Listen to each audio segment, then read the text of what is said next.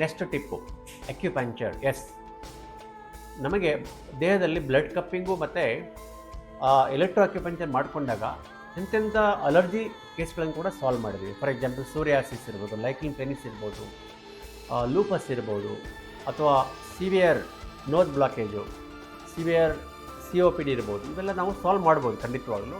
ಅದೇ immuno modulation ಅಂತ ಹೇಳಿದಾಗ ಅದರಿಂದ ನಾವು ನಮ್ಮ ಬಾಡಿ ಇಮ್ಯೂನ್ ಸಿಸ್ಟಮನ್ನು ಕರೆಕ್ಟಾಗಿ ಗೈಡ್ ಮಾಡಿದಾಗ ಅಲರ್ಜಿ ಆಗೋ ಸಂಭವವನ್ನು ಕಡಿಮೆ ಮಾಡ್ಬೋದು.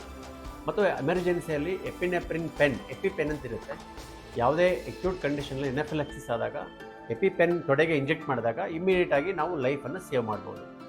ಇವು ನಮ್ಮ ಕಡೆಯಿಂದ ತಮಗೆ ಇಂಪಾರ್ಟೆಂಟ್ ಅಲರ್ಜಿ ರಿಲೀಫ್ ಟಿಪ್ಸ್. ಇನ್ನೂ ಏನಂದರೆ, ಈಗ ಕೋಲ್ಡ್ ವೆದರ್ಗೆ ತಮಗೆ ನೋಸ್ ಬ್ಲಾಕ್ ಆದರೆ ನೀವು ಕೆಲವೊಂದು ಕೋಲ್ಡ್ ಫುಡ್ಡನ್ನು ಅವಾಯ್ಡ್ ಮಾಡ್ಬೋದು. ಯಾವುದು? ಫ್ರಿಜ್ ಐಟಮ್ ಇರ್ಬೋದು, ರಾ ಫುಡ್ಡು ಲೈಕ್ ರಾ ಸೌತೆಕಾಯಿ, ಆ ಥರ ರಾ ತರಕಾರಿ ಹಣ್ಣು ಇರ್ಬೋದು. ತರಕಾರಿಗಳನ್ನು ಬೇಯಿಸಿ ತಿಂದಾಗ ಅದರಿಂದ ನಿಮಗೆ ಅಲರ್ಜಿ ಆಗೋ ಸಂಭವ ಕಡಿಮೆ ಇರುತ್ತೆ, ಅಥವಾ ನೋಸ್ ಬ್ಲಾಕ್ ಆಗೋ ಸಂಭವ ಕಡಿಮೆ ಇರುತ್ತೆ.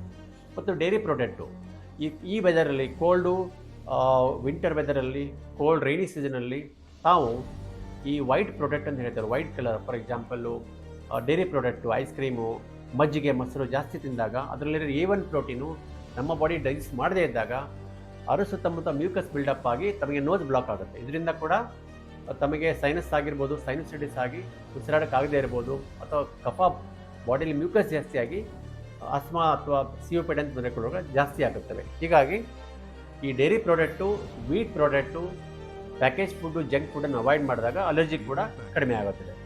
ನೆಕ್ಸ್ಟ್ ಇಂಪಾರ್ಟೆಂಟ್ ಅಲರ್ಜಿ ಟಿಪ್ ಏನಂದರೆ, ನೋಡಿ, ಯಾವುದೇ ಮನೆಯಲ್ಲಿ ಟೂ ಮಚ್ ಇಂಟೀರಿಯರ್ ಮಾಡಿಸ್ತಾರೆ, ವಾರ್ನಿಷು, ಈ ವಾಲ್ಪೇಪರು ಅಥವಾ ಕಾರ್ಪೆಟ್ಸು, ಇದು ಕೂಡ ಡಸ್ಟ್ ಜಾಸ್ತಿ ಅಕ್ಯುಮುಲೇಟ್ ಆಗಿ ಅಲರ್ಜಿ ಆಗೋ ಸಂಭವ ಜಾಸ್ತಿ ಇರುತ್ತೆ. ಈ ಸಮಯದಲ್ಲಿ ಅವರು ಒಂದು ಒಳ್ಳೆ ವ್ಯಾಕ್ಯೂಮ್ ಕ್ಲೀನರ್ ಯೂಸ್ ಮಾಡಿ, ಇಂಡೋರ್ ಏರ್ ಪ್ಯೂರಿಫೈಯರ್ ಯೂಸ್ ಮಾಡಿದಾಗ ಈ ಅಲರ್ಜಿಯಿಂದ ಆಗುವ ತೊಂದರೆಗಳನ್ನು ತಪ್ಪಿಸ್ಬೋದು. ಇದು ನಮ್ಮಿಂದ important allergy tips for you. Thank you.